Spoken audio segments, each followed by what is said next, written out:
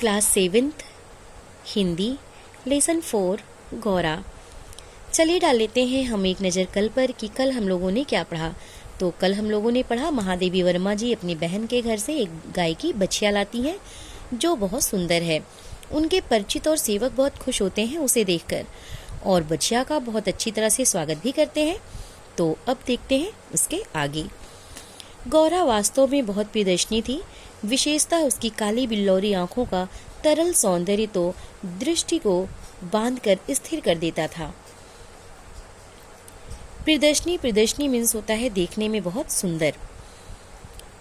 चौड़े उज्जवल माथे और लंबे तथा सांचे में ढले हुए से मुख पर आंखें बर्फ में नीले जल के कुंडों के समान लगती थीं।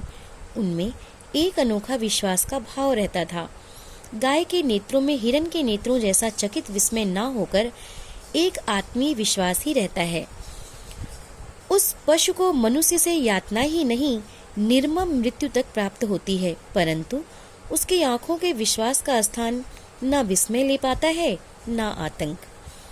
महात्मा गांधी ने गाय करुणा की कविता है क्यों कहा, यह उसकी आंखें देखकर ही समझ में आ सकता है। गौरा की अलग मंथर गति से तुलना करने योग्य कम वस्तुएं हैं। मंथर गति मीन्स होता है धीमी गति, अलसाई गति। तीव्र गति में भी सौंदर्य है, परंतु वह मंथर गति के सौंदर्य से कम है। बाढ़ की तीव्र गति क्षण भर के लिए दृष्टि में चकाचौंध उत्पन्न कर सकती है। करेंगे कि बाढ़ की तीव्र गति क्षण भर के लिए दृष्टि में चकाचौंध उत्पन्न कर सकती है, परंतु मंद समीर से फूल का अपने वृंत पर हौले हौले हिलना दृष्टि का उत्सव है। करें कि जो मंद समीर मीन्स होता है धीमी हवा। फूल का अपने वृंत पर, वृंत मीन्स होता है डाल, हौले हौले मतलब धीरे धीरे। कह रही है कि धीरे धीरे जब हवा चलती है और फूल अपने डाल पर धीरे धीरे हिलता है तो बहुत अच्छा लगता है। तो जो सुख उसे देखकर मिलता है वो तीव्र गति से जब बाढ़ निकलता है तो वो देखने में चकाचौंध कर देता है और ये देखने में बहुत अच्छा लगता है जब धीमी हवा में फूल अपने डाल पर धीरे धीरे हिलते हैं। कुछ ही दिनों में वह इतनी हिल मिल गई कि अन्य पशु पक्षी अपनी लघुता और उसकी विशालता का अंतर भूल गए। महादेवी वर्मा जी बताती हैं कि गौरा वो कुछ ही दिनों में इतनी ज़्यादा हिल मिल गई अन्य पशु पक्षियों से कि पशु पक्षी अपनी लघुता भूल गए और उसकी विशालता को भूल गए, उसके अंतर को भूल गए। कुत्ते बिल्ली उसके पेट के नीचे और पैरों के बीच में खेलने लगे। पक्षी उसकी पीठ और माथे पर बैठकर उसके कान तथा आंखें खुजलाने लगे। वह भी स्थिर खड़ी रहकर और आंखें मूंदकर मानो उनके संपर्क सुख की अनुभूति में खो जाती थी। गौरा को भी अच्छा लगता था उनके संपर्क में आकर।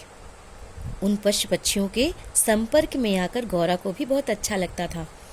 हम सबको यह आवाज से ही नहीं पैर की आहट से भी पहचानने लगी। समय का इतना अधिक बोध उसे हो गया था कि मोटर के फाटक से प्रवेश करते ही करें कि मोटर के फाटक से प्रवेश करते ही वह बाँ बाँ की ध्वनि से हमें पुकारने लगती। चाय नाश्ता तथा भोजन के समय से भी वह इतनी परिचित थी कि थोड़ी देर कुछ पाने की प्रतीक्षा करने के उपरांत रम्भा कर घर सिर पर उठा लेती थी।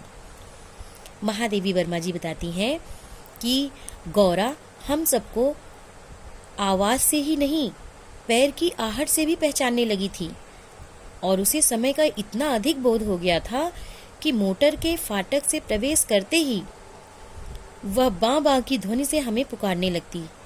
चाय नाश्ता तथा भोजन के समय से भी वह इतनी परिचित थी कि थोड़ी देर कुछ पाने की प्रतीक्षा करने के उपरांत रम्भा कर घर सिर पर उठा लेती थी।